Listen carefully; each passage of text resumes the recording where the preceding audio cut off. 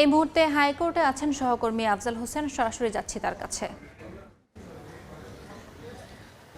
বেলা 12:30টায় এই মামলায় আদেশ দিবেন হাইকোর্ট। এটি গতকালকেই শুনানির পরেই আদালত নির্ধারণ করেছেন এবং ইশরাকের আইনজীবীরা যেটি প্রত্যাশা করছেন যে এই রিটটি খারিজ হবে এবং তার শপথ পড়ানোর কোনো বাধা থাকবে না এবং সকল আইনি যে জটিলতার কথা বলা হচ্ছে সেটি কেটে যাবে। আর যারা রিট করেছেন ইশরাকের শপথ না পড়ানোর নির্দেশনা চেয়ে, তারা বলছেন যে এই মামলাটি বিচারিক আদালতে অর্থাৎ নির্বাচনী ট্রাইব্যুনালে প্রতিটি পদে পদে আইন লঙ্ঘন করা হয়েছে।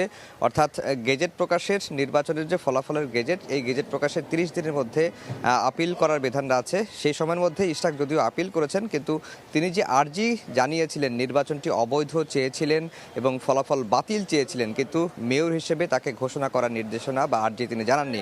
কিন্তু পরবর্তীতে এই আর্জি সংশোধন করা হয়েছিল, যা আইনত অবৈধ হয়েছে। এটি ইশরাকের বিরুদ্ধে যিনি রিট করেছেন তারা দাবি তুলছেন।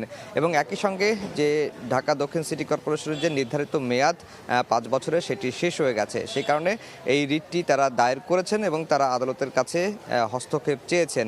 যদিও ইশরাকের পক্ষে যারা শুনানি করেছেন তারা যেটি বলছেন যে ইশরাক আইনগতভাবে আদালতের নির্দেশনার রায়ের প্রেক্ষিতেই নির্বাচন কমিশন গেজেট প্রকাশ করেছে। সে কারণে 30 দিনের মধ্যে তার শপথ গ্রহণের কোনো বাধা নেই। আর এই 30 দিন শেষ হবে হচ্ছে এই 26 তারিখ, অর্থাৎ এই সময়ের আগে ইশরাককে শপথ নিতে হবে। আর যদি ইশরাককে শপথ পড়ানো না হয় তাহলে সেটি চরম আদালত অবমাননার শামিল হবেন। আর যিনি হাইকোর্টে রিটটি করেছেন তার রিটটি করার এখতিয়ার নেই।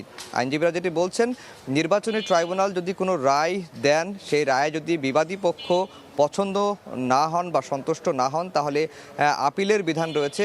এটি আপিল করতে পারে বিবাদী পক্ষই, অর্থাৎ নির্বাচন কমিশন বা ফজলে নূর তাপস, তিনি সেই সময় যেহেতু তাকে অবৈধ করা হয়েছিল, তিনি কিন্তু এই রায়ের বিরুদ্ধে আপিল করতে পারেন। তারা দুইজনের কেউই না করে একজন তৃতীয় পক্ষ এসে হাইকোর্টে রিট করেছেন, সেই রিটটি চলতে পারে না। আর মেয়াদের বিষয়টি নিয়ে বারবারই যেটি ইশরাকের আইনজীবীরা বলছেন যে আগে শপথ হোক, এরপরে তিনি কতদিন থাকতে পারবেন কি থাকতে পারবেন না, বা তার মেয়াদ শেষ হয়ে গেছে কিনা, সেটির ফয়সালা হবে।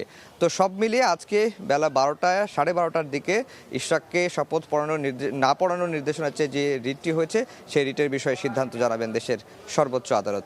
এই ছিল হাইকোর্ট থেকে আমার কাছে সবশেষ খবর। যুক্ত ছিলাম হাইকোর্ট থেকে।